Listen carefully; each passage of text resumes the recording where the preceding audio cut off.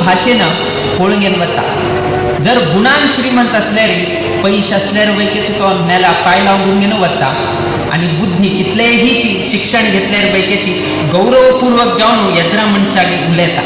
ते केन्ना जाता की म्हळ्यार तो गुणान श्रीमंत असल्यार मात्र जाता, नाजाल्यार जायना. नाजाल्यार पैशान श्रीमंत रावण वैके आशिल्लो, बुद्धीन श्रीमंत वैके रावण आशिल्लो, किंतु गुणान श्रीमंत नाशिल्लो. तागेले गुण कसे नाशिल्ले? एक पतिव्रता स्त्री जावन गे नाशिल्ली तसले रामाक धर्मपत्नीक अपहरण करचे तसले बुद्धी आहे.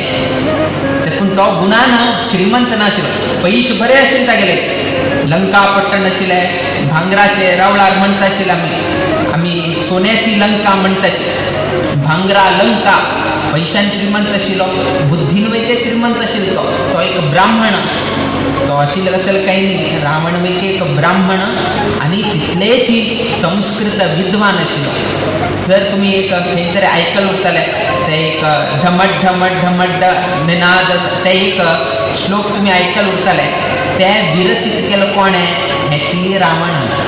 म्हळ्यार तितलेक संस्कृत पांडित्य तागेले केशे. अर्थात पैशान वैके श्रीमंत आसा, बुद्धीन वैकेची श्रीमंत आसा, किंतु एक विशयान तो श्रीमंत नाशिल्लो. तो खंयची म्हळ्यार गुणान तो श्रीमंत नाशिल्लो.